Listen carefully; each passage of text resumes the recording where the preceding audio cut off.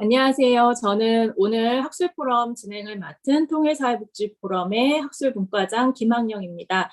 오늘 포럼에 참여해 주신 모든 분들께 감사드립니다. 저희 강의가 끝난 후에 질의응답 시간이 있고요. 그 이후에 저희 포럼의 일정을 또 소개해 드리고 잠시 기념 촬영을 하는 시간이 있으니까요. 그때까지 모두 참여해 주시기를 부탁드리겠습니다. 오늘 제15차 통일사회복지 포럼 학술 포럼의 주제는 북한의 작년에 대한 이해입니다. 저희가 올해에는 북한 주민을 좀 더 많이 알자라는 그런 취지에서 북한의 아동 청소년을 시작으로 해서 지난달에는 MZ세대라고 불리는 북한의 청년들에 대해서 함께 공부를 해왔습니다. 오늘은 이제 그 북한의 장년층에 대해서 공부하려고 했는데 워낙 이 북한 장년층에 대해서는 저희가 많은 정보들이 없었기 때문에 강사님을 모시는데 굉장히 애로사항이 많았습니다. 하지만 오늘 모신 저희 이제 잠시 후에 소개해 드리겠지만 강사님께서 아주 그 북한 장년들에 대한 설명들을 아주 잘 해주시리라 생각을 합니다.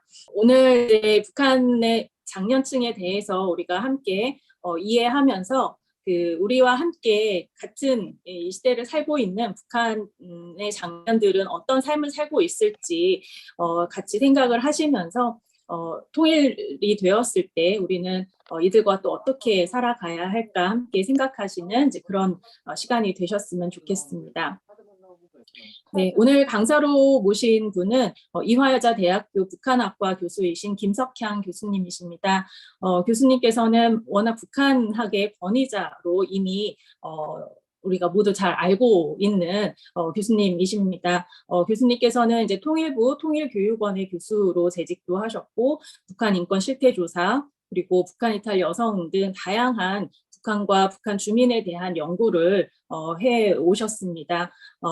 오늘 아마도 교수님께서 저희에게 아주 많은 이야기들을 해 주시리라 생각을 하면서 김석향 교수님을 모시도록 하겠습니다. 안녕하세요. 안녕하십니까.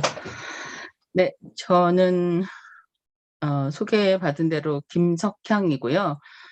실제로 이름이 돌석자의 향기향자가 저의 진짜 이름입니다. 자꾸 가짜 이름이라고 제가 그렇게 소개를 하면 진짜 이름은 아닌 것 같다. 진짜 이름은 따로 감춰두고 뭔가를 돌석자는 안 쓰죠? 뭐 이렇게 물어보시는 분들 많이 계신데 정말 저희 아버지와 어머니와 심지어 할아버지까지 끼어들어서 지은 진짜 이름입니다. 거기다가 또 이화여자대학교 북한학과 교수라 그러면 우리나라 북한학과가 어디 있어 그러면서 가짜 교수 같다고 또 막 말씀들을 하셔가지고 이 북한학과가 대학원에 있어서 그렇습니다. 그러니까 학부에 저희가 수업을 개설하기는 해요. 요즘 학생들이 그러니까 뭐 복수 전공도 하고 뭐 전공을 2개, 3개 하는 경우가 많아서 그렇지만 학부에 전공생을 모집하지는 않으니까 그 대학원 과정을 모집합니다. 그래서 오해를 하시는 경우들이 간혹 있습니다. 일단 그 제목을 제가 받았을 때 북한의 장년에 대한 이해라고 했는데 이런 식의 제목을 제가 받아본 적이 사실은 없습니다. 왜냐하면 오히려 그러니까 청소년이나 뭐 아동이나 뭐 여성 뭐 이런 식의 집단을 우리가 알아봐야겠다 이렇게 한 경우는 꽤 있는데 작년이라고 하면 이걸 어떻게 해야 되나 하는 생각을 잠깐 했었고 근데 이제 여기 계신 선생님들이 사회복지를 하시는 분이어서 아마 이렇게 집단을 조금씩 이렇게 나눠서 그러니까 연령이나 뭐 이런 걸 좀 나눠서 보시려고 하시나 보다 하는 생각을 하고 강의 자료를 만들려고 했는데 그래도 이게 잘 어떻게 해야 될지 잘 모르겠더라고요. 그래서 일단 결론적으로 며칠을 고민하다가 시간도 더 없고 결론은 그냥 내 맘대로 해봐야겠다. 그래서 그냥 내 맘대로 하기로 해서 이런 자료가 만들어졌는데 전체적으로 구성이 어떻게 돼 있느냐 하면 자료를 보시면 아시겠지만 이런 순서대로 돼 있는데요. 이게 이제 왜 이렇게 만들었느냐 하면 북한의 장년 세대라고 하면 보통 청년이나 청장년이 그 사회를 이끌어가는 중추 세력이잖아요. 그래서 이 중추 세력인 북한의 장년층을 이해하려면 북한 사회에서 통용이 되는 상식을 알아야, 그러니까 어느 정도 상식적인 기반이 있어야 북한의 장년층이 어떤 특정 상황에서 무엇을 선택하고 뭐 어떤 걸 포기하고 하는 거를 이해를 할 텐데 이 정도는 아무튼 기본적으로 알아야 상식 세계를 일단 공유해야 되겠다 하는 생각이 들어서 이렇게 구성을 해봤습니다. 하나씩 말씀을 드리긴 할 텐데 남북한의 시대적 변화도 보고 북한 당국, 그러니까 북한에서 말하는 그 인간관, 그러니까 인간이라는 게 어떤 존재라고 생각을 하는지 그거를 알고, 그리고 성별이나 지역별 성분에 따른 그 북한 주민의 생활상을 알아야 할 것 같고, 그리고 이분들의 그 생애 주기라고 우리가 이제 출생 이후 사망 시점까지 인생의 단계를 사실은 이 부분부터 이게 북한 장년에 대한 이해를 좀 더 본격적으로 하게 되는 걸 텐데 그 생애 주기도 알아야 할 것 같고, 북한 주민들이 반드시 거쳐야 되는 조직 생활이 뭐 어떤 순서로 이어지는지 그것도 알아야 할 것 같아요. 그래야 북한의 장년층이 일상적으로 자녀를 위해서 뭘 선택하고 자기 자신을 위해서 뭘 선택하는지를 좀 이야기를 할 수 있을 것 같은데 우리가 거기까지 이야기를 할 수 있을지 사실 잘 모르겠습니다. 이 컨텐츠를 보기 전에 제가 이거 하나만 말씀드리려고 하는데 여기 그 이메일 주소가 있는데요. 그 이메일 주소가 보시면 아시겠지만 외우기 쉽습니다.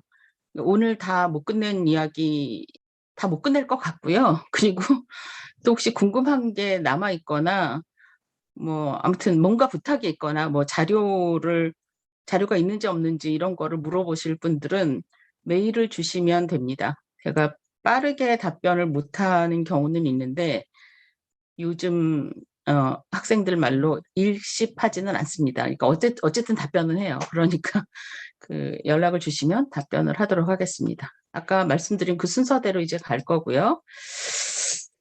이런 질문을 해보고 싶었습니다. 그러니까 북한의 장년에 대한 이해라고 해서 그게 무슨 말이지 하고 저 처음에 한참 생각을 했었는데 그게 결국 한 사람의 생애 과정 중에서 장년기에 해당하는 그 시기의 특징이나 뭐 그 시기에 고민해야 될 내용이나 뭐 이런 거를 알고 그 사람이 어떤 선택을 했을 때 아, 저럴 수 있겠다. 아, 나라면 어떻게 할 것인가 뭐 이런 거를 생각하는 게 이해라고 저는 생각을 했어요. 그러면 장년층만 따로 이해를 한다는 건 사실 불가능할 것 같거든요. 그러니까 북한 장년층에 대한 이해, 북한 장년에 대한 이해라고 하면 그 한 사람의 생애 과정에서 장년기만 따로 딱 떼어내서 그것만 이해하겠다. 이거는 사실 불가능하죠. 그러니까 장년기 다음에 오는 시기에는 뭘 할 건, 이분들이 어떻게 살아갈 것인지.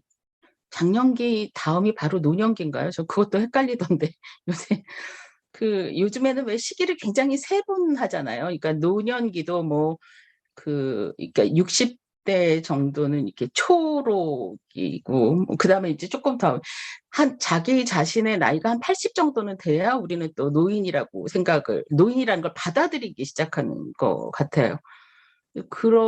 그래서 이 시기를 굉장히 세분하게 되는데 그러면 북한 장년층은 어디서부터 어디까지지? 이런 생각을 하면서 여러분들은 어떤 생각을 하시는지 궁금했습니다. 이거는 뭐 그래서 생각을 해본 게 북한 장년층을 이해를 하려면 지금 장년층인 사람, 10년 전에 장년층이었던 사람, 20년 전에 장년층이었던 사람, 이걸 좀 알아야 얘기가 될 것 같거든요. 그러려면 시대적인 변화를 이해를 하지 않으면 이 얘기가 이어질 것 같지가 않아요.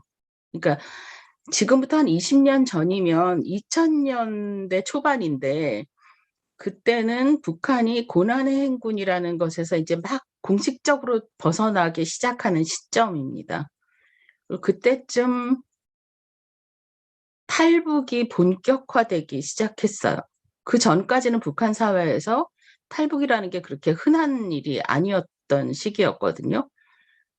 근데 그 무렵에 청년기를 지냈던 사람이 지금 장년층일 것 같습니다.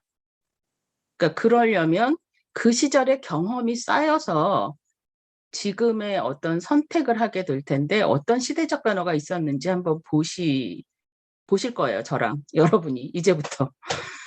그리고 아까 말씀드린 것처럼 인간관, 그리고 성별, 지역별, 성분, 이거 최소한으로 정하는 건데 북한 주민을 우리는 통째로 생각하는 경향이 있습니다. 우리는 요즘에 그 전반적인 트렌드가 개인의 특성을 인정해 주는 거잖아요.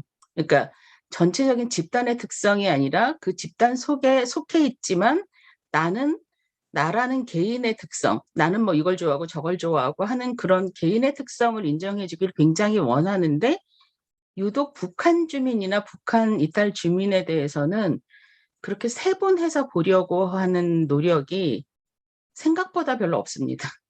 그러니까 북한에서 왔으니까 이럴 거야. 북한에서 태어났으니까 저럴 거야. 이런 게 있거든요. 그래서 최소한 그걸 조금 구분을 해봤으면 좋겠다는 생각이 들고 생애주기와 조직생활 저랑 같이 이해하도록 노력해 보실 겁니다. 이 정도 지식 수준에서 내가 어느 정도 갖춰야 북한 주민의 그 일상생활을 이해할 수 있을까? 그건 뭐 각자 평가를 해보시면 좋겠습니다.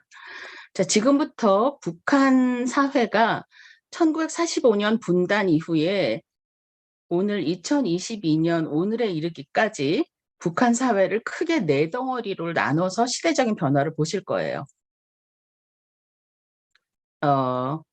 일단 1단계가 1945년부터 1970년 사이를 1단계로 보실 거고요. 그리고 70년부터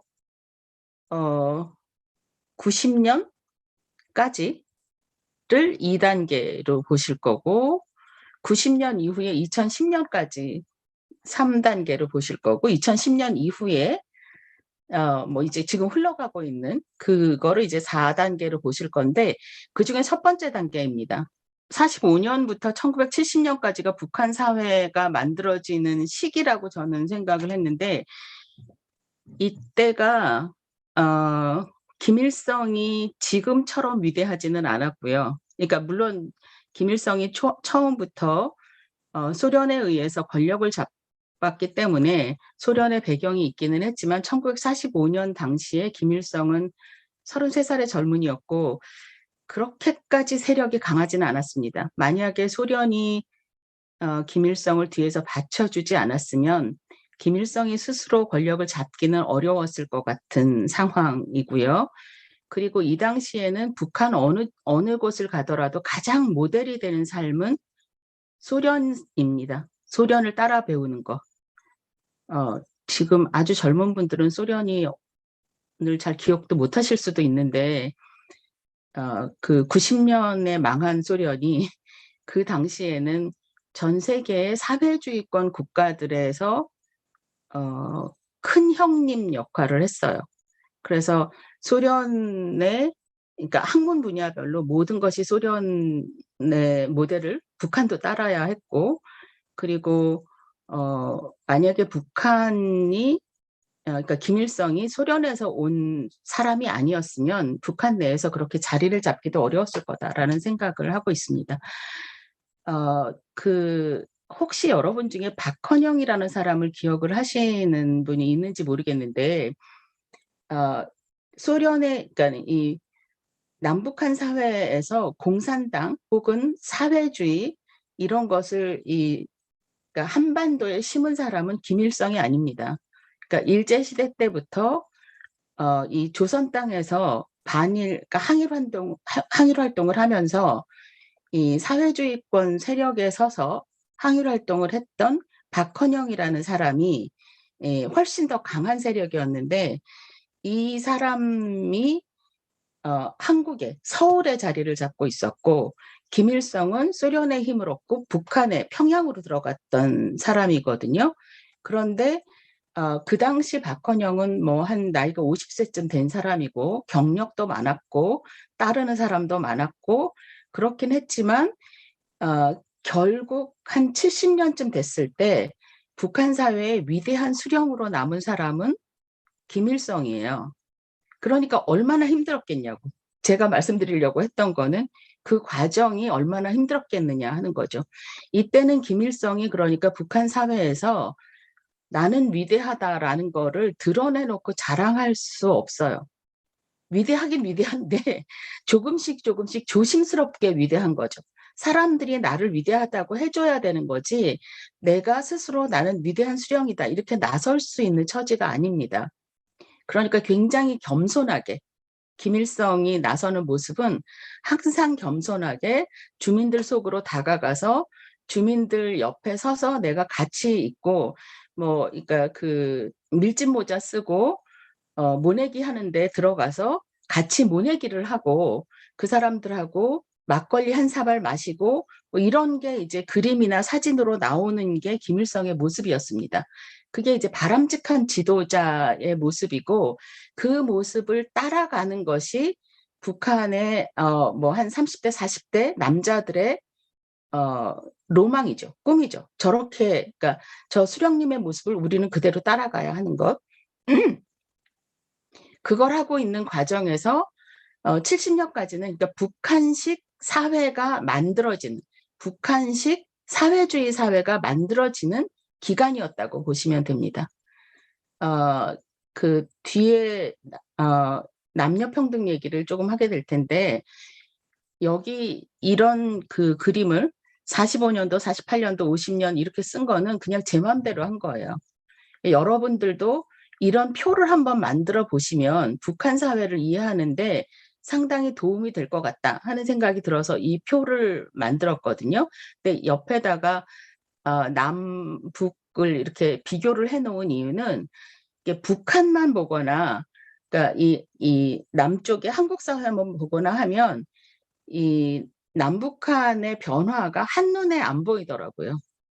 그래서 종이 한 장에 놓고 북한에서 무슨 일이 있었을 때 그때 그러니까 예를 들어 평양에서 무슨 사건이 발생했을 때 서울에서는 무슨 일이 있었고 혹시 여기 외국인 친구가 있으신지 모르겠는데 그 자기가 살았던 나라 그러니까 자기가 사는 나라 자기 나라에서는 혹은 세계적으로는 무슨 일이 있었는지 이거를 옆으로 한번 늘어놓고 보시면 북한이 세계적으로 그때는 이런 게 있었고 그 시절에 북한 주민들은 아마 이런 걸 원했을 거다라는 걸 짐작하시는데 훨씬 도움이 됩니다.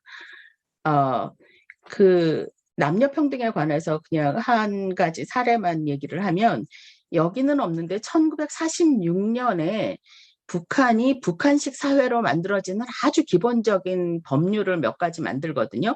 그 중에 하나가 남녀 평등권에 관한 법령입니다. 이게 1946년에 만들어요. 생각해 보시면 우리가 남녀 평등이라는 얘기를 하지도 않을 때입니다. 남녀 평등이라는 그런 담론을 1945년, 46년에 한국 사회에서 그렇게 많이 안 했어요. 근데 북한에서는 1946년에 7월 30일에 남녀평등권에 관한 법령을 만든단 말이죠. 그 법령의 내용을 보면 산전 산후휴가가 있습니다. 산전 산후휴가 합쳐서 77일. 그리고 동일노동 동일임금 뭐 이런 내용들이 거기 나와요. 굉장히 기절할 듯이 놀란 일이거든요. 근데 이게 북한 주민들의 생활 속에 뿌리 깊이 들어가는 남녀 평등의 개념이 아니라 그 당시 사회주의 사회에서는 어디서나 소련도 그렇고 뭐 중국도 그렇고 그 남녀 평등을 구호로 이렇게 받아들여서 법제화하던 것이었어요. 그래서 그렇게 받아들여서 남녀 평등 얘기가 나오면 주로 소련 여성의 모습이 이 조선 여성이라는 여성 잡지에 실리는 거, 이 정도로 생각을 하는 거죠. 그리고 우리 수령님이 이 46년도에 법령을 만들어줬으니까 우리는 1946년도부터 남녀 평등의 세계에서 살고 있다. 이런 인식이 있습니다. 실제와 상관없이. 그래서 그 세뇌 교육이라는 게 효과가 있는 것 같아요. 그렇게 믿고 있어요. 그래서 북한이 남녀평등 사회인가요? 이렇게 물어보면 다 그렇다고 얘기를 해요. 그렇죠. 이렇게 얘기를 하는데 그 다음에 그분한테 얘기 나오는 걸 보면 학교 다닐 때 여자가 뭐 내 앞으로 지나가면 재수없다고 발 걸어서 넘어뜨리고 뭐 청소는 당연히 여자가 해야 되고 딸이 차별받고 이런 얘기들 많이 하거든요. 그럼 좀 전에 그 남녀평등 인식은 어디로 갔느냐 그러면 그건 그냥 머릿속에 남아있는 것 같아요. 그래서 이런 흐름을 알고 보셨으면 훨씬 좋겠다는 생각이 들고요. 이 조금 나이가 있으신 분들은 이 사건을 아실 것 같은데 1968년에 1월 21일에 청와대를 습격하러 온 무장공비 사건이 있었습니다. 그 당시에 김신조라고 하는 분과 33명이 무장공비가 왔는데 지금 이제 청와대 개방했잖아요.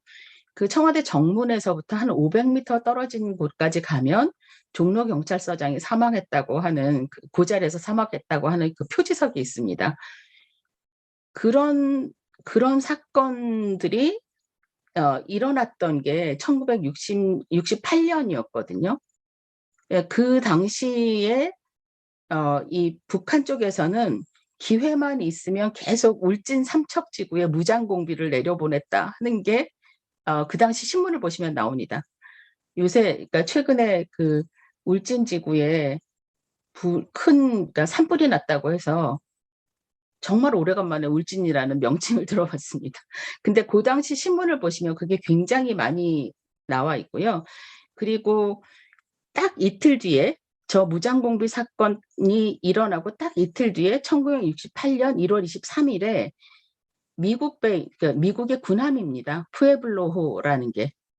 그 푸에블로호가 원산 앞바다에 있는 거를 북한 그 해군이 배를 끌고 와서 다 잡았어요. 거기 있는 사람들 다 잡아서 나중에 풀어주긴 했지만 배는 아직도 대동강에 있거든요. 그러니까 이 시기를 왜 말씀을 드리냐면 이때 그 성장기를 보낸 북한 주민들은 굉장히 전투적이었겠죠. 이런 분위기에서 성장을 하는 겁니다. 그리고 북한식 사회주의 사회, 그러니까 북한식으로 공산주의 사회주의 사회를 건설하기 위해서 뭐 천리마 운동도 하고 천삭뜨기 운동도 하고 했던 시기가 이 시기입니다. 그렇지만 막상 북한 주민들의 생활상은 그렇게까지 빡빡하지는 않았던 것 같아요. 그게 무슨 얘기냐면 이렇게 자아 비판하시오, 호상 비판하시오 이런 거는 그렇게 아주 강하지는 않았던 시기. 그러니까 건설하고 투쟁하고 뭐 그러니까 이 정치적인 적들을 숙청하고 뭐 이런 게 일상적이긴 했지만 정치권의 일이었고 일반 주민들은 생산하는데 열심히 노력하기만 하면 아주 빡빡하게 짜여 있는 사회는 아니었던 것 같은데 이게 70년 넘어가면 달라집니다. 다음 장으로 갈까요? 이 70년 넘어가면 김정일이 공식적인 후계자로 등장하는 시기가 됩니다. 그때까지만 해도 당시 사회주의 사회에서는 자녀한테 이 권좌를 물려준다는 건 있을 수 없는 일이에요. 그건 생각할 수도 없어요. 왜냐하면 사회주의가 원래 제국을 망가뜨리고 제국을 꺾고 그러니까 소련에서 옛날에 짜르가 다스리던 러시아 제국을 무너뜨리고 소련이 그러니까 볼셰비키 혁명이 일어나서 공산주의가 자리를 잡은 거잖아요. 그러니까 자녀한테 그러니까 자신의 권좌를 물려준다는 건 있을 수도 없는 일이죠. 그러니까 김정일도 처음에 등장할 때는 굉장히 조심조심 등장합니다. 어떻게든 사람들한테 평가를 받아야 돼요. 근데 누구한테 평가를 받아야 되느냐면 김일성은 그 당시에 그 주민들한테 좋은 평가를 받아야 되는 게 절실했는데 김정일은 김일성 옆에 있었던 빨치산 동료들한테 좋은 평가를 받는 게 우선입니다. 그 사람들이 힘 있는 사람들이잖아요. 그러니까 사실 주민들로부터 조금 멀어져요. 김정일은.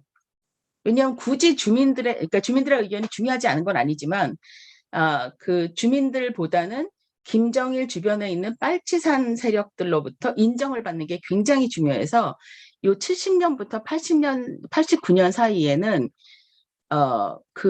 이 주민들의 일상생활에 뭔가 큰 혜택을 주는 것 같은 거는 굉장히 많이 나오지만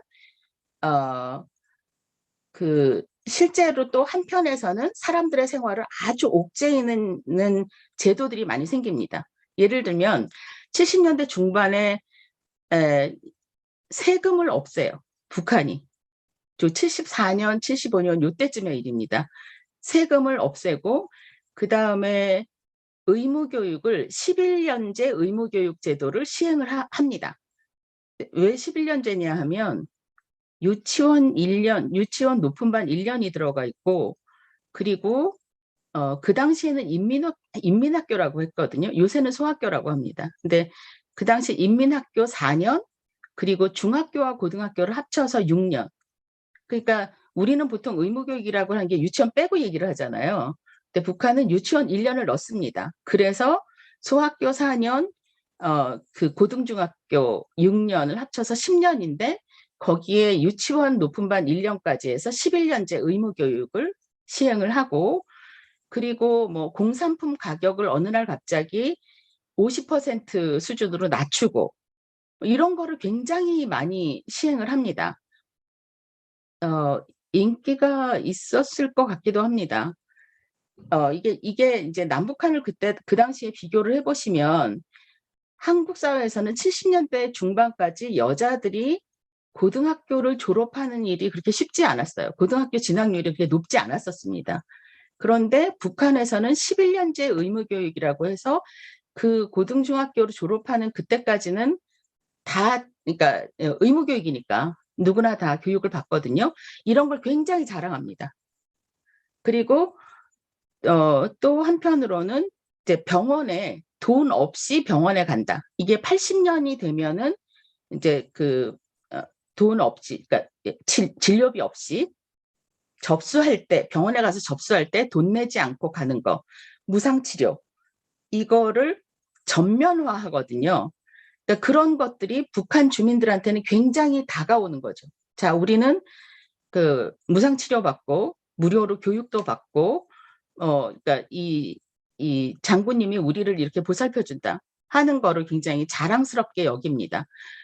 그런데 한편으로는 그 당시 70년에서 90년 요 사이가 북한 주민들이 힘들었던 건 뭐냐 하면 그 전에도 그런 게 있기는 있었다고 그래요. 그러니까 자아 비판하시오, 호상 비판하시오 하는 생활 총화라고 하거든요. 그러니까 일주일에 한 번씩 보통 생활 총화라는 걸 합니다. 그런데 그 전에 있었던 거는 당원들, 조선노동 당원들을 중심으로 당원들이 이 생활총화를 하게 되는 경우가 많이 있었는데 요때가 되면 전체 주민을 대상으로 다 생활총화를 합니다. 누구나 다 해야 돼요. 거기에다가 사회적으로 영향력이 큰 예술 분야에 있는 사람들은 이틀에 한 번씩 생활총화를 하고요. 보통 주민들은 다 일주일에 한 번씩 생활총화를 해야 됩니다. 요 70년대 중반이 되면 딱 자리를 잡아요. 근데 생활총화라는 게 어떤 건지 잘 감이 안 잡히시죠? 일주일에 한 번씩 모여서 지난 일주일 동안 내가 김일성 수령님이나 김정일 장군님 말씀에 따라서 어떻게 살았다, 잘 살았다, 못 살았다 이렇게 얘기를 해야 되는 걸 텐데 제가 그걸 물어봤거든요. 아무리 생각해도 지난 일주일 동안은 내가 못 살았던 게 없다, 잘못한 게 없다. 그런 경우가 뭐 사실 별로 없긴 하지만 사람들이 가끔 살다 보면 저희도 그런 경우가 있긴 있잖아요. 아주 드물게. 지난 일주일은 정말 내가 굉장히 생산적이었고 부지런했고 뭐 잘못한 거 하나도 없고 그런 경우에는 어떻게 얘기를 하느냐고 그랬더니 무조건 잘못했다고 해야 된다고. 잘한 경우에 잘했다고 말하면 안 된다고 합니다. 왜 안 되냐 그랬더니 왜냐하면 수령님 앞에서는 늘 우리가 뭘까 잘못한 거예요. 그래서 자기가 뭘 잘못했다고 얘기를 하면 그러면 이제 그 모임의 지도자가 얘기를 해주는 거죠. 뭐 수령님 말씀을 그러니까 한번 읽어보고 뭐 어떻게 반성을 하고 다음에 어떻게 하라고 지시를 해줍니다. 이게 생활총화 속에서 자아 비판을 하는 거거든요. 자기가 스스로를 비판하는 거. 그리고 난 다음에 가장 괴로웠던 일 중에 하나가 호상 비판이라고 합니다. 호상 비판이 뭐냐면 우리는 상호 간에 뭐 이렇게 얘기를 하는데 북한은 이상하게 그거를 뭐 그쪽에서 보면 우리가 이상하겠죠. 그러니까 우리는 상호라고 하고 저쪽은 호상이라고 하는데 호상 비판을 하게 되면 다른 친구의 잘못을 지적을 해야 되는 거예요. 내가 일주일 동안 이렇게 보고 있으니까 뭐 여기 있는 누가 청소를 제대로 안 했다거나 지각을 했다거나 이런 거를 이제 비판을 하면 그걸 가지고 또 이제 거기 모인 사람들이 다 같이 총체적으로 비판을 하고 뭔가 해결 방안을 내주고 하는 그 시스템이 자리를 잡는 게 이때입니다. 그러니까 일상생활 면에서는 안정화가 된 것 같아요. 그리고 보름에 한 번씩 식량을 공급해 줍니다. 모든 사람들이 식량 공급의 대상인데 보통 1일 16일에 공급을 받거나 2일 17일에 공급받거나 3일 18일에 공급받는 식으로 생각을 하시면 여기 있는 그러니까 우리가 이 자리에 모인 분들이 다 식량 공급 대상인데 모든 사람들이 똑같은 날 공급을 받는 게 아니라 이 공급소는 계속 돌아가고 있어요. 그런데 이제 뭐 여기 세 분은 1일 16일 받고 그다음 세 분은 2일 17일 받고 이런 식으로 해서 이제 식량을 공급받는 거가 안정화되어 있는 거죠. 그러니까 생활은 아주 빡빡하게 누군가 나를 늘 감시하고 있지만 기본적으로 굶어 죽거나 하는 일은 없었던 거죠. 화려하게 입지는 못해도 입을 것이 떨어지거나 그런 경우 없고 북한은 또 모든 집은 부동산은 다 국가 소유거든요. 그러니까 국가가 집을 배정을 해주는데 한마디로 길에 나앉는 사람 없고 그리고 굶어 죽는 사람은 없고 그리고 헐벗은 사람도 없고 이런 상태가 지금 그 70년에서 90년의 북한식 사회주의 사회입니다. 마음에 드시나요? 좋은 사회인가요? 그러니까 이게 경우에 따라서는 좋다고 할 수도 있고 또 그렇지 않을 수도 있습니다. 그러니까 마음에 든다, 마음에 안 든다 이거를 생각 한번 해보시면 좋겠습니다. 그런가 하면 정치적으로는 이제 저런 사건들이 일어나고 있었어요. 김정일을 북한 내부에서, 그러니까 조선노동당 내부에서 후계자로 조심조심 임명하고 있다가 공개적으로 김정일이 김일성의 후계자다라고 정한 게 1980년이거든요. 그래서 이제 그때부터는 김정일이 나서서 정치를 하는 모습을 보여줍니다. 그리고 그러니까 이거를 아시는 분은 아실 텐데 1989년에 제13차 세계 청년 학생 축전이 있었습니다. 임수경이라는 사람이 혼자 가요. 그래서 임수경 씨의 옷차림이나 머리 모양이나 뭐 그 행동하는 거 어디 가서 이제 마이크 없이 하거든요. 마이크 없이 얘기하는 게 아니라 종이 없이. 보통 북한은 아까 말씀드린 것처럼 70년대부터 시작해서 이 생활총화를 아주 빡세게 하기 때문에 한마디라도 말을 잘못하면 안 돼요. 그러면 그 집안이 그날 밤중에 새벽 3시쯤에 그러니까 차가 와서 사람들 다 시골 갈 거거든요. 어딘가 데려갈 거예요. 그러니까 한마디도 말을 잘못하면 안 되니까 어디 가서 발표를 하려면 다 종이에 써서 틀리지 않게 읽어야 되는데 그때 임수경 씨는 가서 종이 없이 그냥 마이크 들이대면 아무 말이나 다 하는 거죠. 굉장히 참신하게. 김정일의 눈에 들었나 봅니다. 그래서 그 임수경 씨가 가고 난 다음에 그 당시 북한의 대학생들 정말 고생 많이 했다고. 왜냐하면 이제부터 종이 치우고 저렇게 활발하게 얘기를 하라고 했는데 정말 활발하게 얘기하다 아무 얘기나 하면 어떡해요? 그래서 외워서 하게 됐다. 그 전에는 종이 들고 읽으면 됐는데 그 다음부터는 외워서 하는 것 때문에 정말 괴로웠다고 하거든요. 요 시기를 잘 보시면 88년에 서울 올림픽이 있습니다.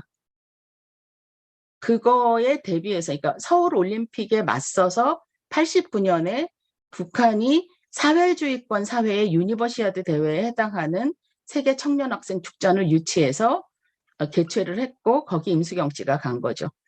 임수경 씨의 옷차림이나 임수경 씨의 머리 모양이 그 당시 북한 사회를 강타합니다. 그러니까 말하자면 유행이 없는 사회였는데 유행을 만들어낸 거죠. 다 똑같이 굉장히 수수한 옷을 입고 노동하는 것에 정신을 최고의 그 노력을 기울이던 사회에서 임수경 씨가 가면서 그걸 가오리 옷이라고 북한에서는 얘기를 하던데 왜 가오리 옷이에요? 그랬더니 그러니까 소매가 왜 이렇게 라그랑 소매라고 하시는 거 아시나요? 이렇게 넓은 소매? 그런 티셔츠를 입었더라고요. 그 티셔츠를 북한사에서 만들어 입고 단발머리 이렇게 길게 한 모양을 하고 다니는데 북한에서는 여자가 이렇게 머리를 풀어헤친 채로 어깨까지 내려오면 안 되거든요. 단정해야 되기 때문에. 그러니까 일종의 새로운 유행을 만들어낸 시기를 요 시기에, 그러니까 요 시기를 거친 사람들은 그런 흐름을 보신 거고요. 90년부터 2010년까지를 잠깐만 볼까요?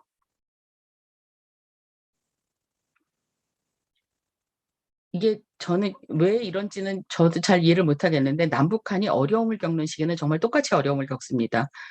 그리고 경기가 회복되면 또 비슷하게 약간 좀 나아지는 거 있고요. 뭐 아이 낳지 마라 그러는 시기도 비슷하고 아이 좀 낳아라 하는 시기도 비슷해요. 근데 왜 그런지 원인은 다 다를 텐데 아무튼 그렇습니다.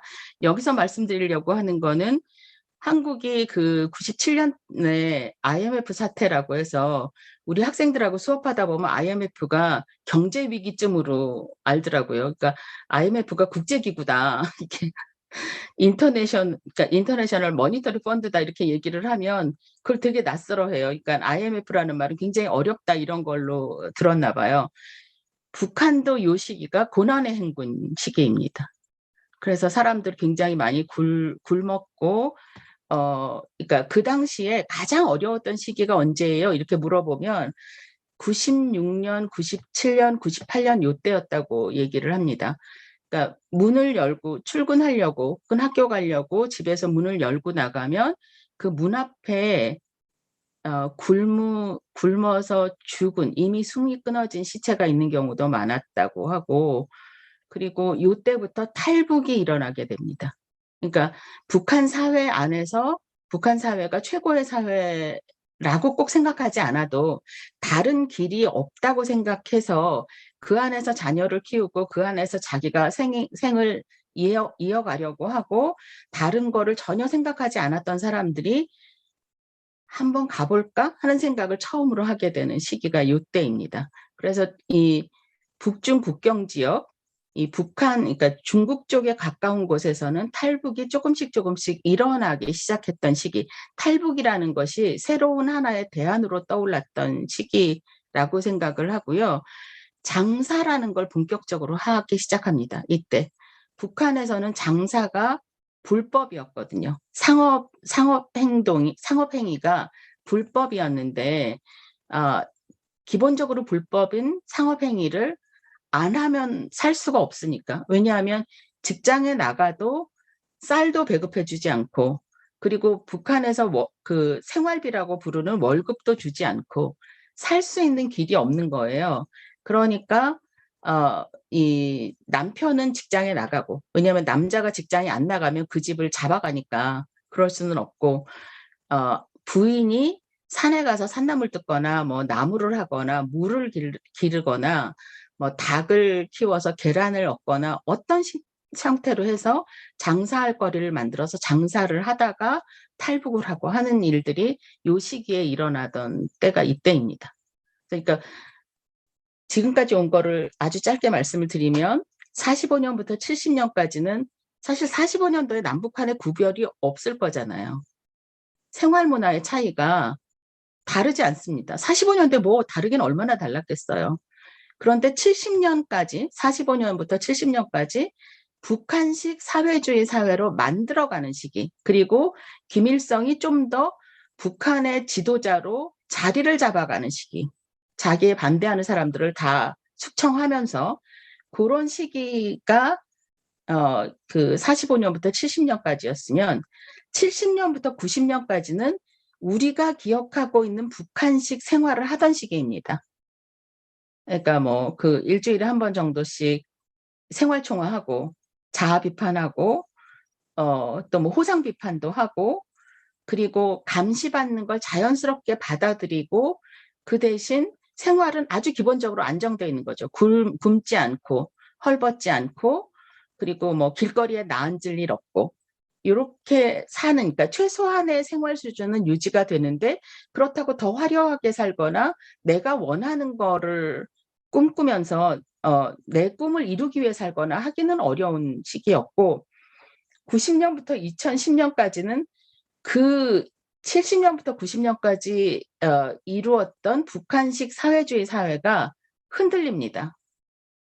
그래서 이제 뿌리부터 흔들리고 다시 어떻게 살아야 되지를 생각하는 거예요. 눈앞이 막 환히 보이지는 않지만 그래도 다시 어떻게 살 것인가.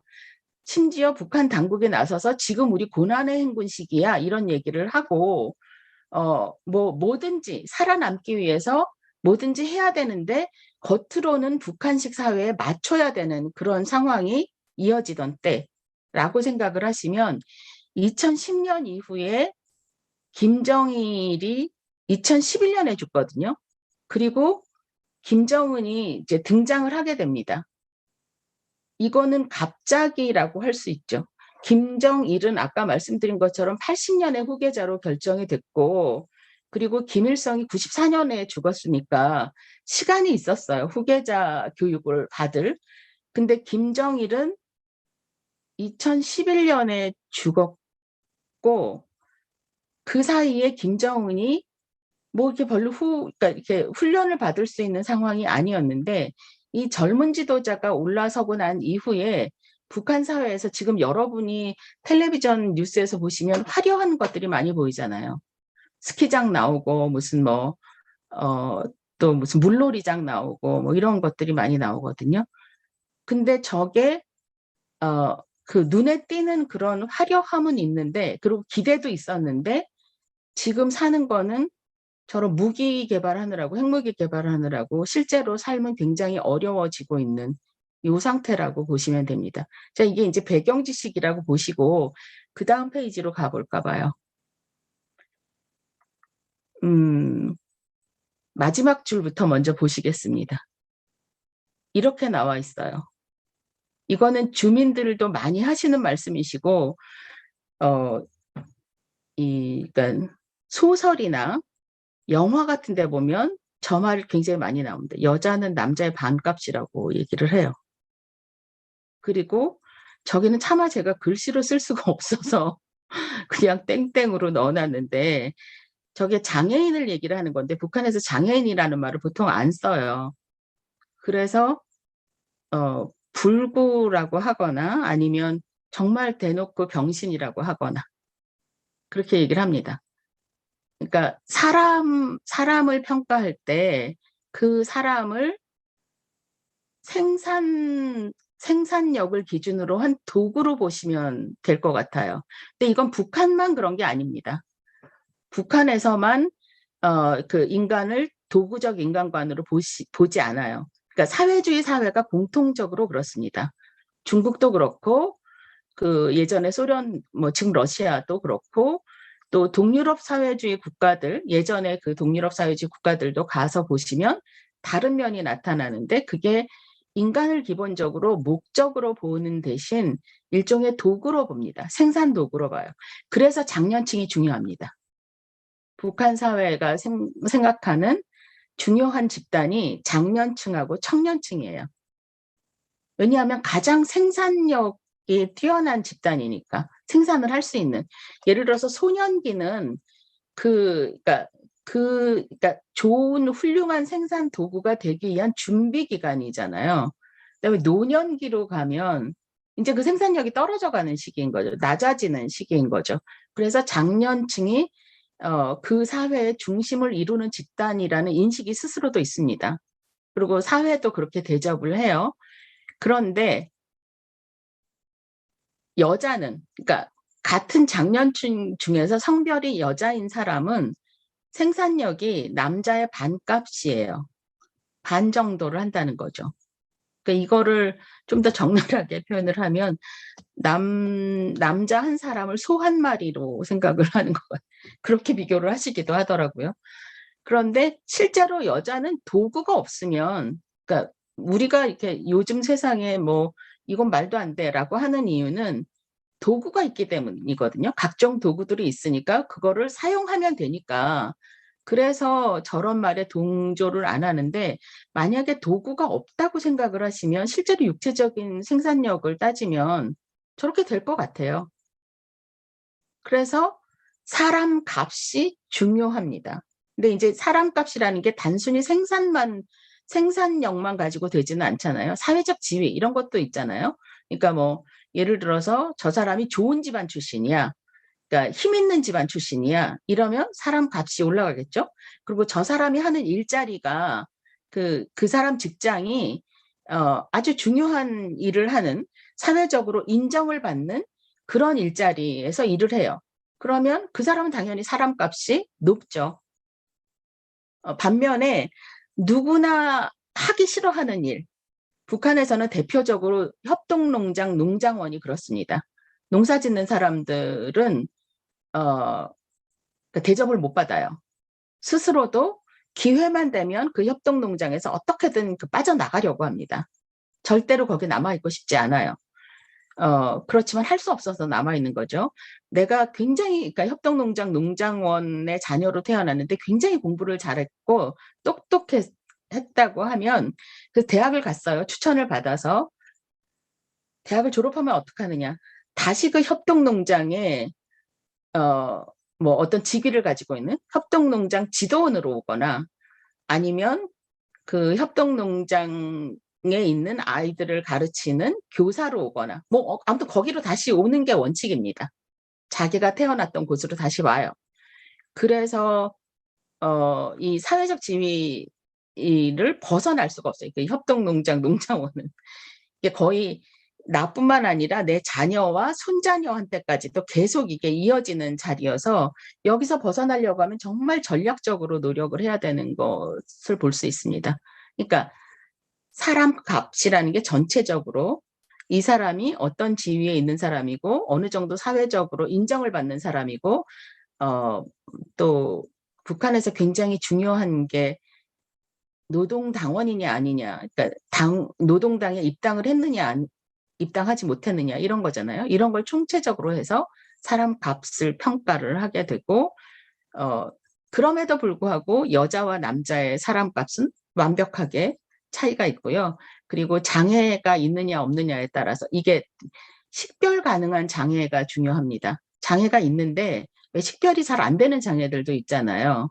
그러니까 뭐 예를 들어서 손가락 한 마디가 없는 것도 장애는 장애인데, 이거는 이렇게 딱 봤을 때 첫눈에 식별이 잘 안 되잖아요. 그런 거는 이렇게 크게 문제가 안 되는데, 누가 봐도 이렇게 딱 첫눈에 식별이 되는 장애를 가진 사람들은 또 그 반값이라는 얘기를, 사람값이 높지 않다, 사람값이 없다, 뭐 이런 식의 얘기들을 듣게 됩니다.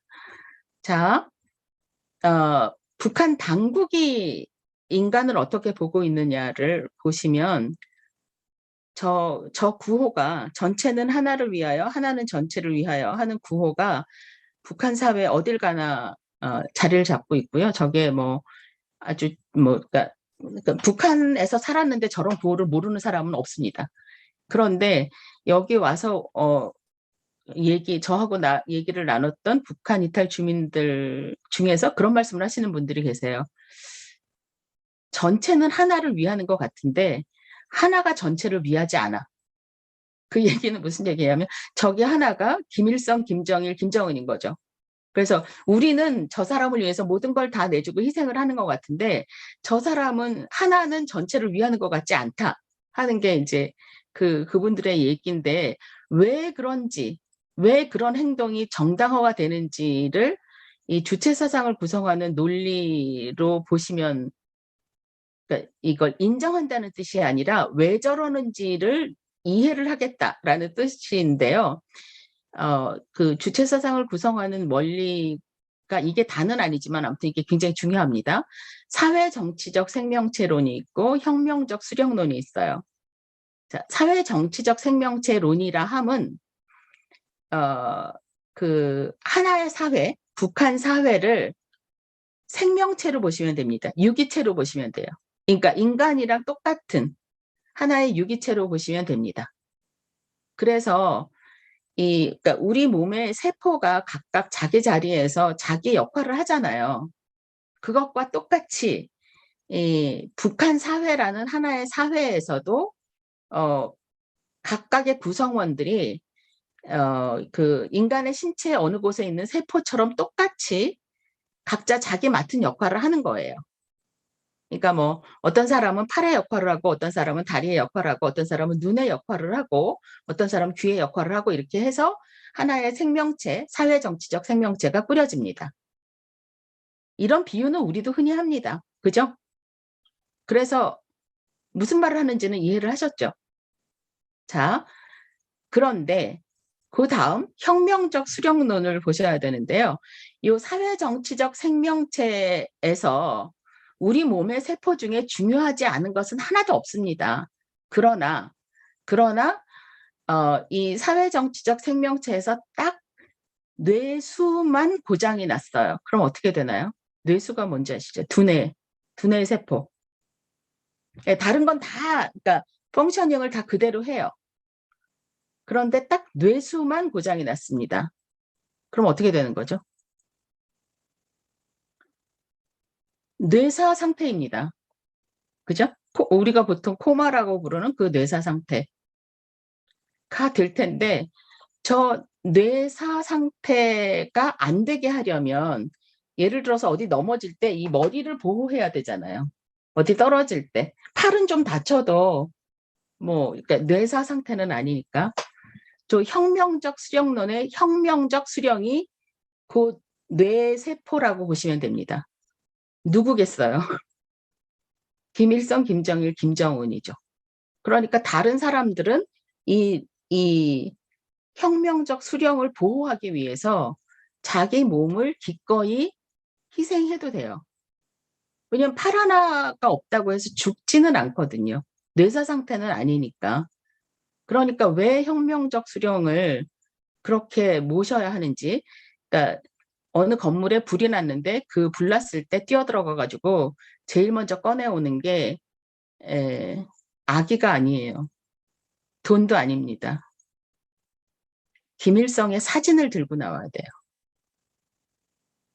그 집에 있는 김일성 사진을 안전하게 들고 나오는 게 왜 그래야 하느냐 하면 이 혁명적 수령론의 가치, 그러니까 그 지침에 따라서 그러니까 엄마나 아빠가 자기 아이가 불타는 집에 있는데 아이를 먼저 못 구하는 행동을 여러분은 이해를 못 하시겠지만 북한 사회에서는 그게 말이 되는 일이거든요.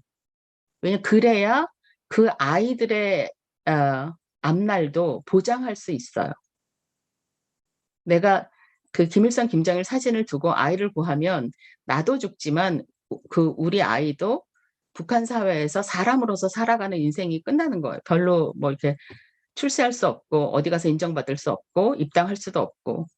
그러니까 어떤 선택을 할지를 여러분이 찬성하실 수는 없어도 저 맥락에서 보면 왜 저렇게 하는지는 이해를 하실 수 있는 이야기가 됩니다. 다음 장으로 가볼까요?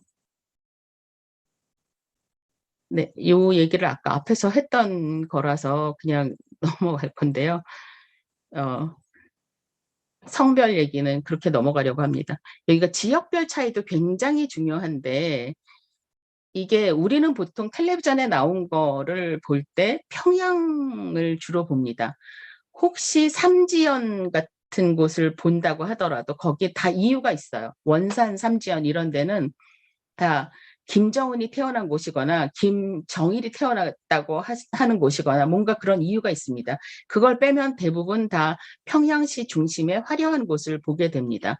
근데 만약에 그러니까 평양시의 생활 수준과 평양시의 그 여러 가지 시설과 청진시 평양에 살던 사람이 청진으로 내려갔을 때 쫓겨갔을 때 혹은 추방당해 갔을 때 어떤 느낌이 드느냐고 했더니 청진도 큰 도시인데 천국에서 지옥으로 가는 것 같대요.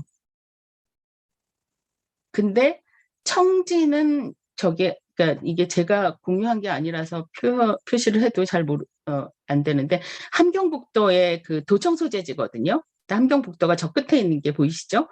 근데 함경북도 도청 소재지 청진에서 저 끝에 지금 표시해 놓은 회령은 북중 국경 지역에 있는 도시입니다. 저기도 중요한 도시예요. 왜냐하면 그 김일성의 첫 번째 부인인 김정숙이 저기서 태어났다고 해서 저기도 많이 갖고 놓은 도시입니다.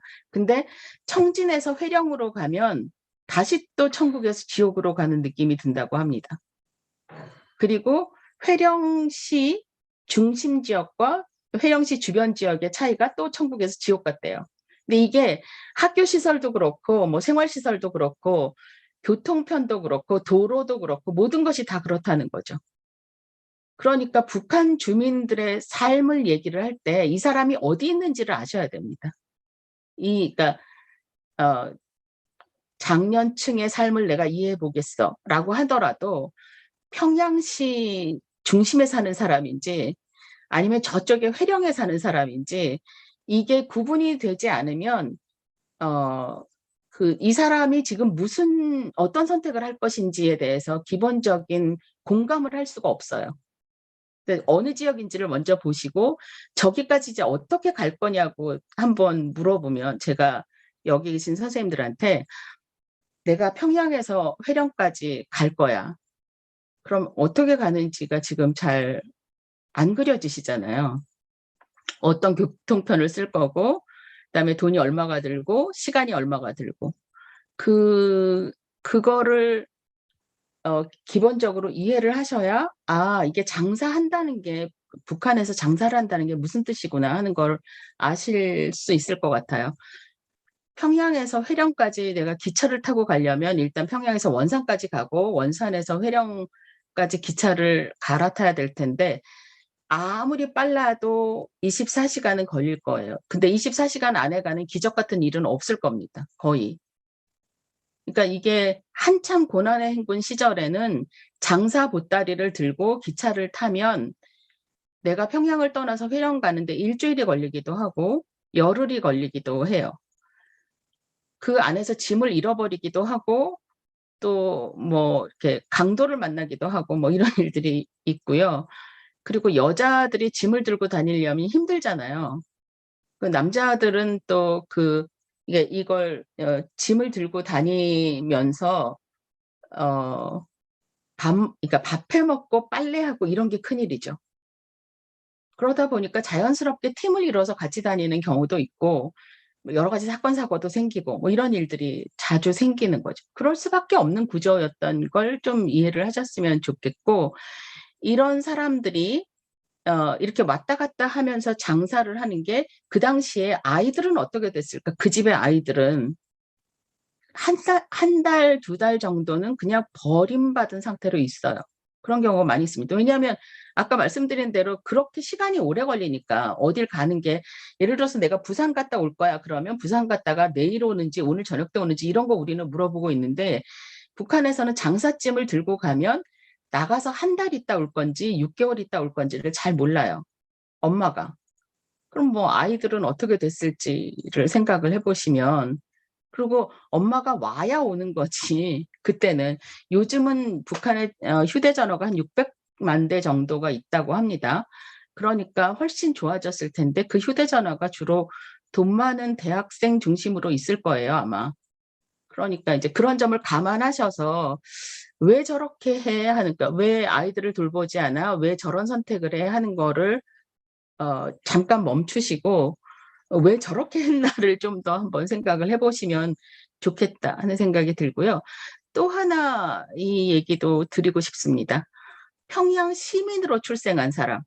이것도 제가 그 사회주의권 사회가 기본적으로 동일하구나 하는 생각을 많이 했는데 그 중국에서도 베이징 시민으로 태어난 사람, 그 상하이 시민으로 태어난 사람, 그거 자체가 굉장히 중요한 자산인 거 아시죠? 그러니까 지방에 사는 사람들이 자기 멋대로 베이징 시민권을 구할 수 없어요. 그러니까 여기서, 그러니까 우리처럼 어디 이사 가면 이사 가서 거기다가 주민등록만 옮겨 놓으면 그냥 내가 서울 시민이었다가 고양 시민 됐다가 뭐 분당 시민 됐다가 다시 서울 시민 됐다가 이럴 수 있는, 못하지. 요즘 집값이 비싸서 그렇게 못하겠지만 아무튼 어쨌든 할 수는 있는 거잖아요. 근데 그 중국에서도 그렇고 한동안 제가 그 베트남에 봉사를 다녔는데 베트남에서도 역시 호치민 시민으로 태어난 것과 또 뭐 하노이 시민으로 태어난 것과 지방의 농촌 지역에서 태어난 거는 정말 그 삶의 기회가 완전히 다르거든요. 그것에 과장된 상태가 평양이라고 보시면 됩니다.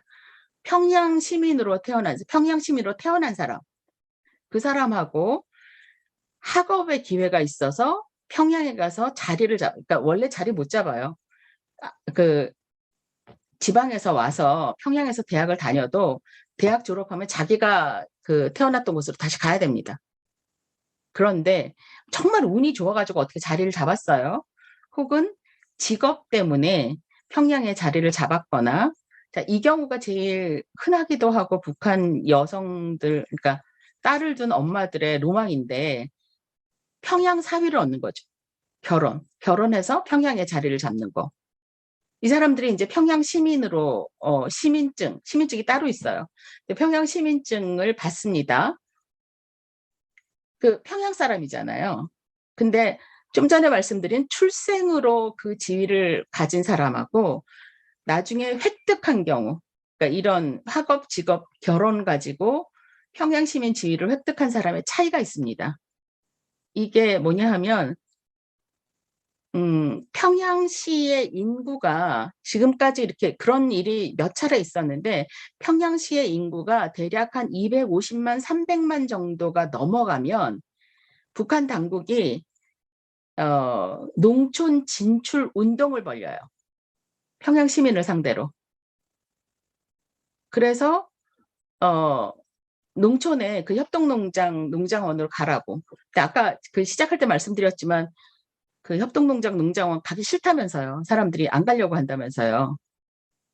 그죠? 그럼 그 보내기는 해야 되는데 안 가려고 하면 어떻게 하느냐? 저 경우. 그러니까 평양 시민으로 출생한 사람은 안 건드립니다. 그런데 그 결혼해서 원래 평양 시민이 아닌데 남편 따라 들어온 사람, 이거나 직업 때문에 평양에 나중에 자리를 잡았던 사람, 학업으로 자리를 잡은 사람들을 그 골라내서 설득해요. 네가 가라. 그러니까 이 사람 직장에서 모든 사람들이 나서서 네가 가라 라고 얘기를 합니다. 안 간다고 버틸 수 있어요. 근데 안 간다고 버티면 끝까지 버텨지지는 않고 처음에 이렇게 그 가라고 할 때 가면 뭔가 전별금도 주고 뭐 약간 혜택이 있는데 나중에 버티다 갈 때는 아무것도 없이 그냥 가야 되는 거죠. 어쩔 수 없이 가야 돼요.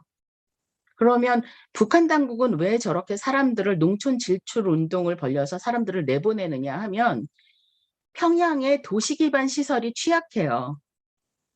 사람이 많이 모여들면 상하수도 시설도 뭐 있어야 되고 주택도 있어야 되고 그러니까 연료도 보장을 해야 되고 이런 게 있잖아요. 그쪽으로 돈을 투자해서 도시를 살기 좋게 만드는 대신 인구 규모를 줄입니다. 내려보내요. 그래서 저것도 굉장히 중요한 요인입니다. 그러니까 만약에 여기 계신 선생님들이 나이가 한 40세 전후 혹은 50세 전후 지금 평양에 살고 있는 사람인데 내가 원래 평양에 살던 사람이 아니면 굉장히 전략적으로 움직여야 됩니다. 평양에 살기 위해서는. 무엇을 선택하고 무엇을 하지 말아야 되는지 하는 거를 굉장히 전략적으로 움직이실 필요가 있습니다. 그런데 이렇게 살기 어려운 평양에 왜 북한 주민들은 대부분 살고 싶어 하느냐가 문제죠. 아주 쉽게 얘기를 하면 모든 문화적인 시설이나 교육적인 혜택이나 이런 것들이 평양에 모여 있다라고, 그건 사실입니다. 그렇게 모여 있는 건 사실인데 자부심 때문이 아닐까 하는 생각을 저는 했어요. 그러니까 탈북하신 분들 중에서 그 2000년대 초반에, 지금은 그래도 여기 드라마를 많이 보고 그래서 한국 사회를 알고 오시는 분도 많고 또 중국을 거쳐서 오면서 사전에 지식도 많이 가지고 오셔서 그런데, 예전에 그러니까 한 2000년대 초반만 해도 그렇게 한국 사회를 알고 오시는 분이 많지 않았거든요. 근데 그분들 중에서 여기 그러니까 한국에 와서 어디 지방 도시에 강연을 간 적이 있어요. 근데 이분은 가서 자기가 서울에서 왔다고 하면 난 지금 서울에서 왔다. 그럼 사람들이 오 이렇게 쳐다볼 걸 기대를 하셨나 봐요. 왜냐하면 평양에서 살던 사람은 그런 대접을 받았었거든요. 북한에서.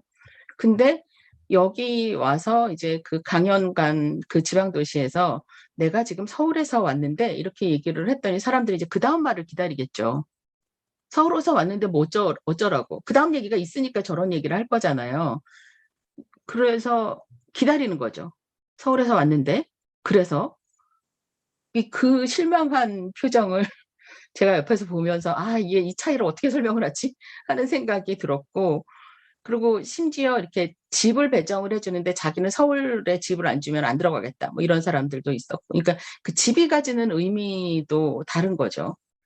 그런 거를 이해하지 않으면 그 부딪힘이 일어나는 경우가 많이 있는 것 같습니다. 다음 장 볼까요? 네. 이것도 아주 중요한 부분 중에 하나입니다. 맨 마지막 줄부터 먼저 보시면 북한 주민들도 계층이 있습니다.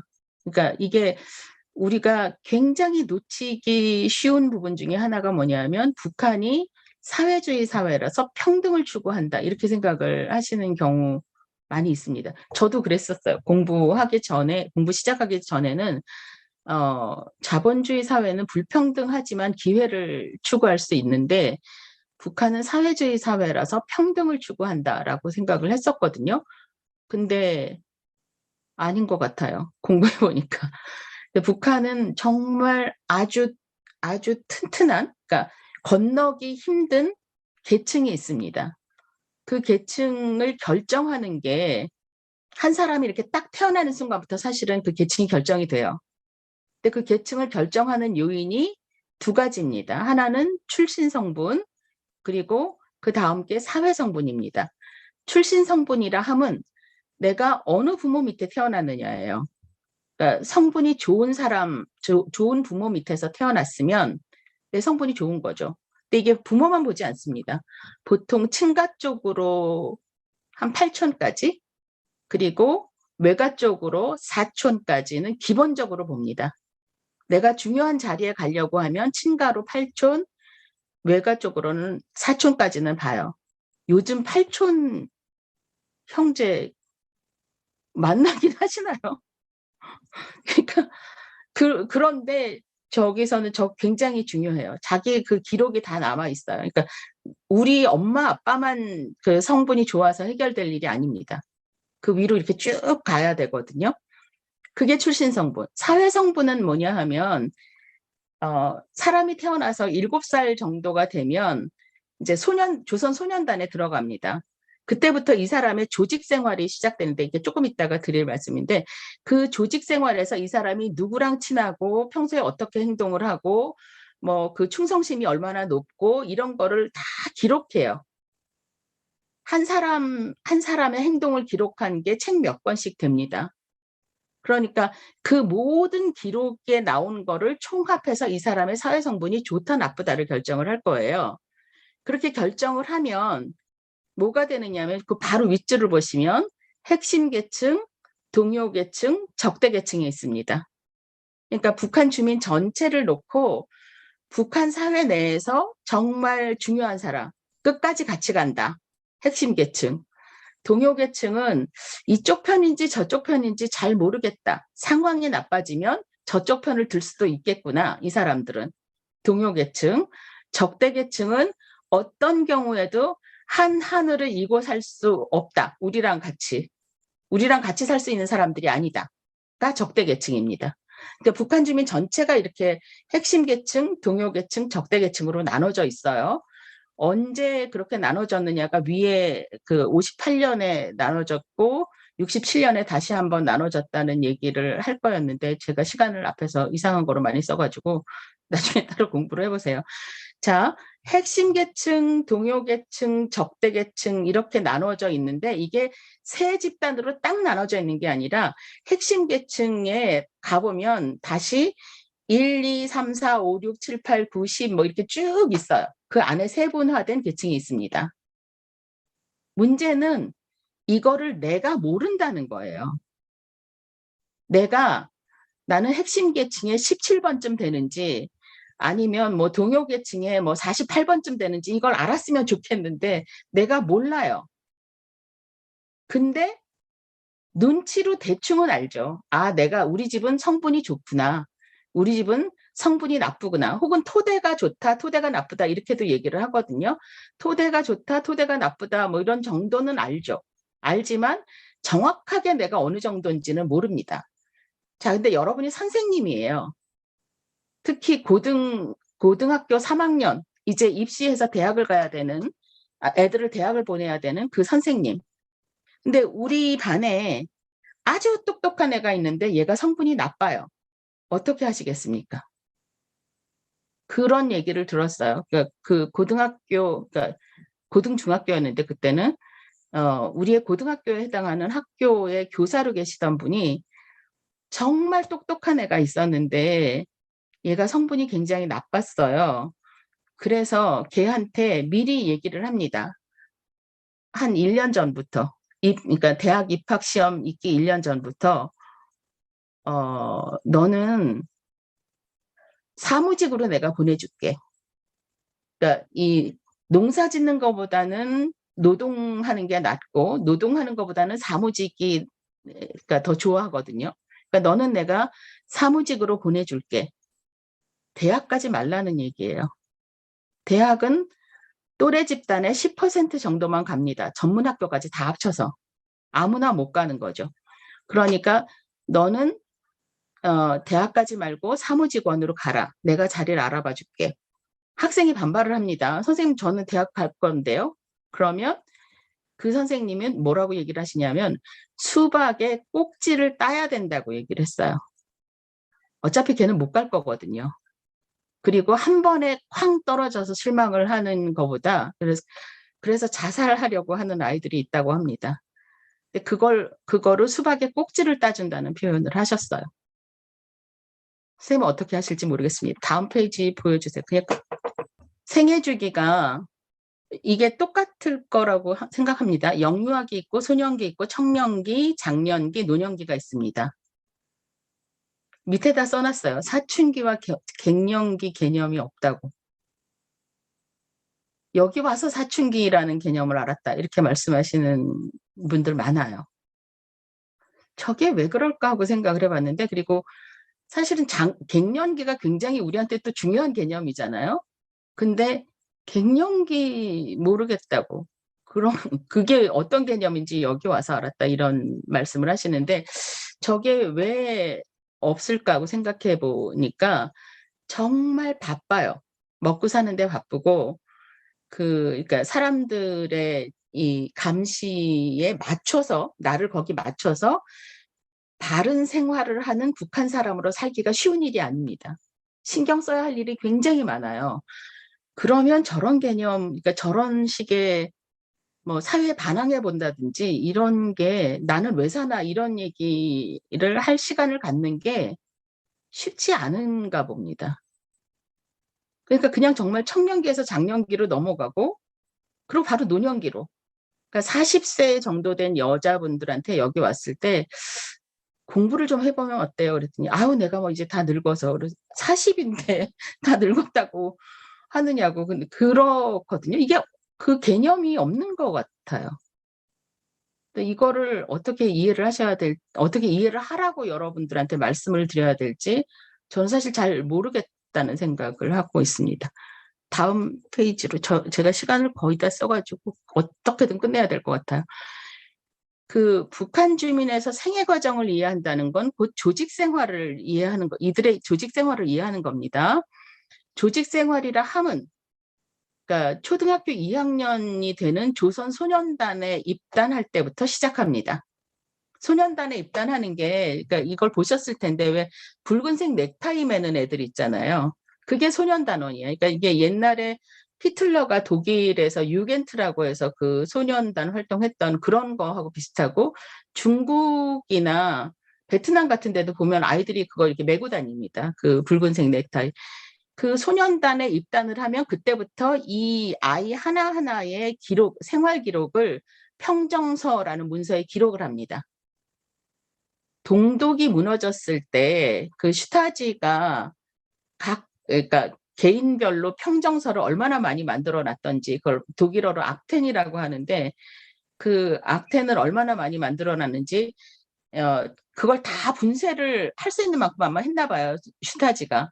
그럼에도 불구하고 남아있는 게 종이를 이렇게 쭉 세워놨는데 그 종이가 1.2km가 남았다고 합니다. 종이를 모아놓은 그 길이가 1.2km였으니까 굉장히 대단한 거죠. 그 기록은 이 사람의 사회 성분을 결정하는데 아주 중요한 요인이 돼서 이 사람이 입당을 할 것인가 아닌가를 결정해 줍니다. 다음 페이지를 볼까요? 네, 여기를 보시면 조선소년단 저기 입단을 합니다. 그 다음에 나이가 되면 학년이 되면 사회주의 애국청년동맹이라고 해서 저기 입단을 해요. 네, 북한의 평균 수명이 저희보다 짧긴 합니다. 우리가 한 83, 남자분들이 한 83, 4세 정도 되나요? 평균 수명이? 그죠? 북한은 아마 남자들은 68세쯤 되는 거로 기억하고 있습니다. 굉장히 낮아요. 그리고 그래서 노인에 대한 생각도 다른데 실제로 60인데 60살 정도 됐는데 어떤 활동을 하면 굉장히 대단하다고 생각해요. 그러니까 60이면 이제 뒷방 늙은인데 사실은 50이면 뒷방 늙은이입니다. 근데 공식적으로 은퇴하는 나이가 여자는 55세, 남자는 60세거든요. 근데 원하면 본인이 원하고 그 사람이 꼭 필요하면 조금 더 일을 할 수도 있어요. 그런데 60 정도 되면 굉장히 이제 뭐 늙었다라고 생각을 하시고요. 아까 드린 것처럼 여자들이 40세면 이제 자기 인생을 다 살았어요. 이제 애들을 위해서 살아야지 내가 뭘 내 욕심을 차린다 이거는 말도 안 돼. 내가 무슨 공부를 해요. 이렇게 얘기를 하거든요. 그러니까 노년에 대한 인식이 다르죠. 굉장히 빨리 그러니까 노년기가 우리보다 굉장히 빨리 옵니다. 그리고 여기 와서 보니까 정말 이해가 안 되는 게 머리가 희끗희끗한데 뭐 형님, 오빠 뭐 이렇게 말하는 거 좋아한다고 왜 그러는 거냐고 물어보시는 분들 많아요. 그러니까 젊어 보이려고 하는 거를 잘 또 이해를 못하고 뭐 그런 차이는 있습니다. 네, 다른 질문 있으시면 하시고 저는 이거 얘기를 해보면 이 중에서 정말 모든 사람이 들어가고 싶어하는 조직은 조선노동당뿐입니다. 나머지는 조건에 맞춰서 반드시 들어가야 돼요.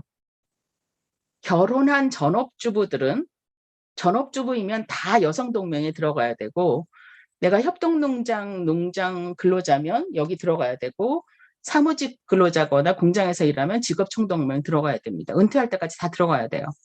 여기에다가 인민반 조직에도 가입을 해야 되니까 조직 생활로 꽉 짜여 있습니다.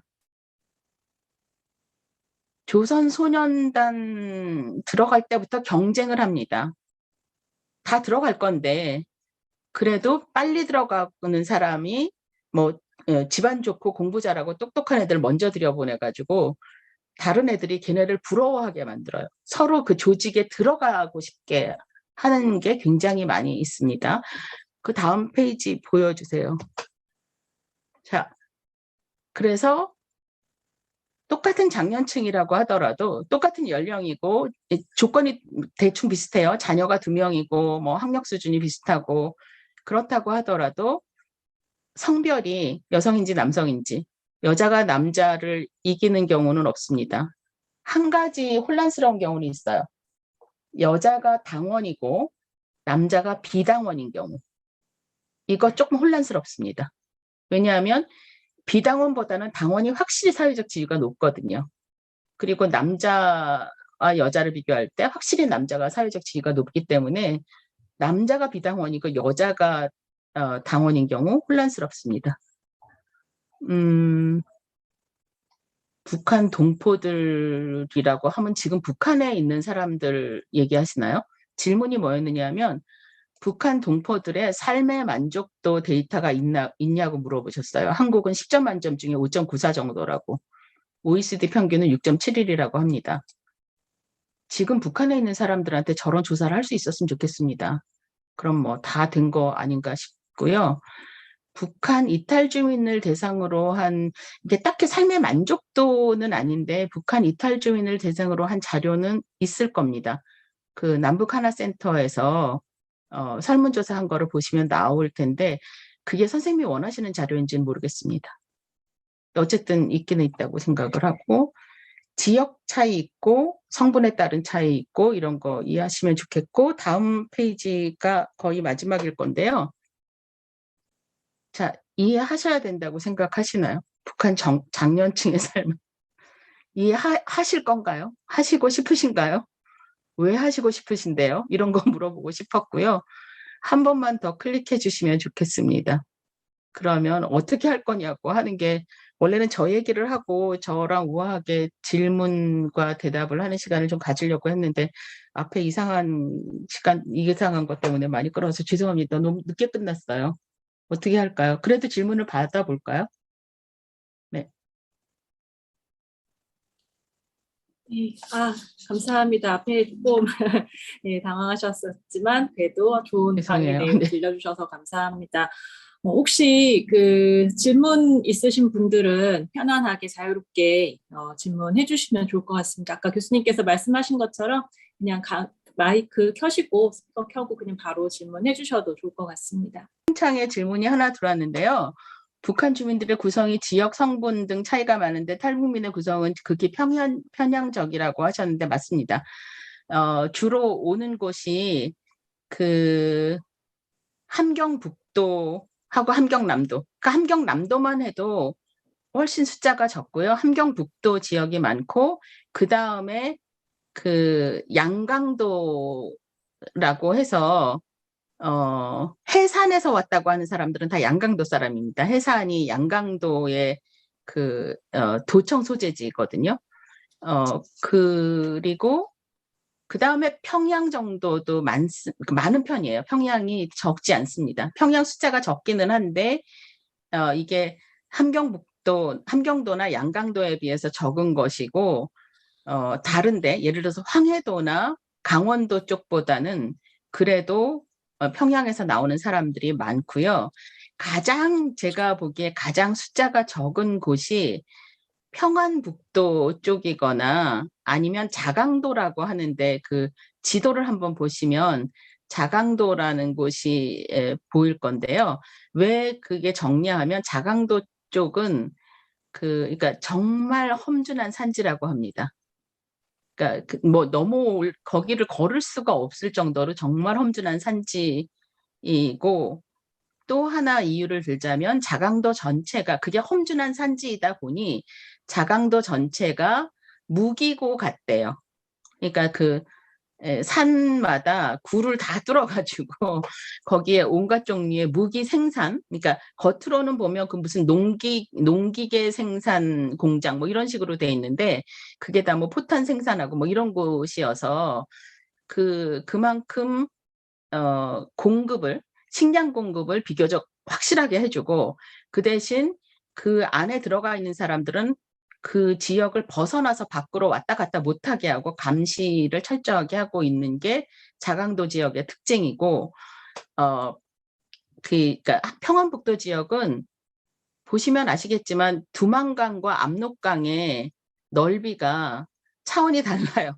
두만강은 그래도 건널 수 있는 곳인데 이 압록강 쪽, 평안북도 쪽은 이게 건너기 어렵게 돼 있다 하는 생각을 그 현장에서 보시면 쉽게 이해를 하실 수가 있는데, 통계적으로 보정이 가능한 정도까지 왔는지는 잘 모르겠습니다. 왜냐하면 3만 명 정도거든요. 지금 한 3만 4천 명 수준입니다. 국내에 거주하고 있는 북한 이탈 주민이.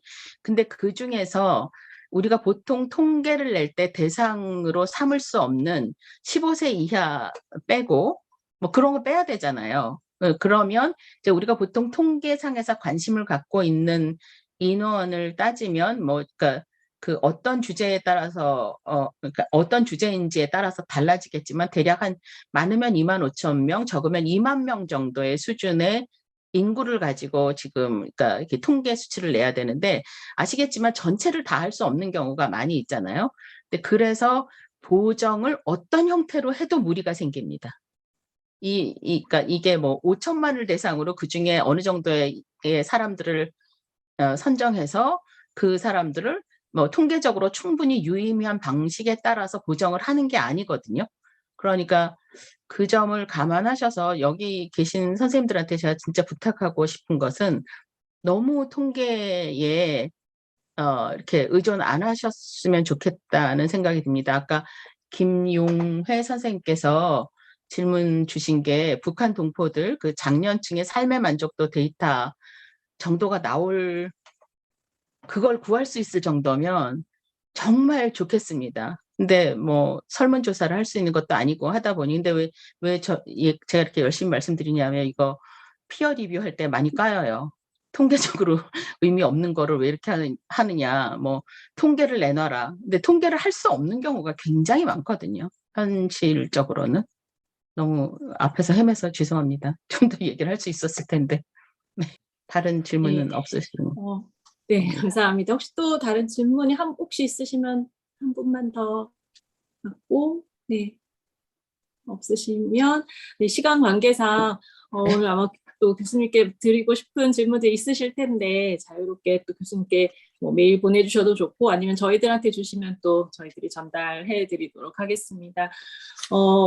저희가 이제 그 다음 주, 아니죠. 6월 둘째 주에 저희 그 통일사회복지 포럼, 실전 포럼이 또 진행이 될 예정이라서 관심 많이 가져주시고요.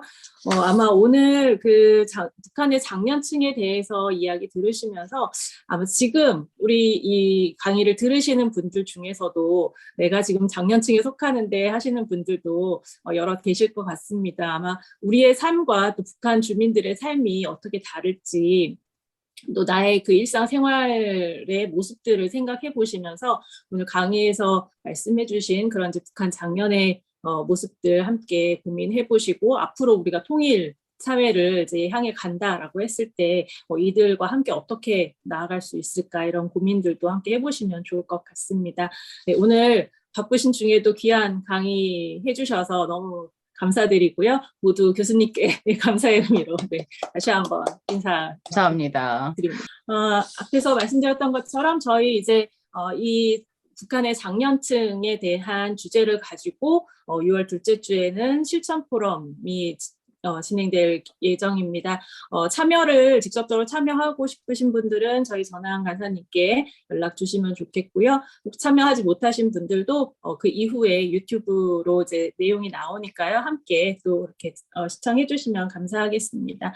네, 다음 달에는 북한의 노년 층에 대한 이해를 이제 마지막 이 상반기 강의로 준비를 하고 있습니다. 네, 마지막까지도 많이 참여해 주시기를 부탁드리고요. 네, 늦은 시간까지 모두들 수고 많으셨습니다. 다음 달에 뵙겠습니다.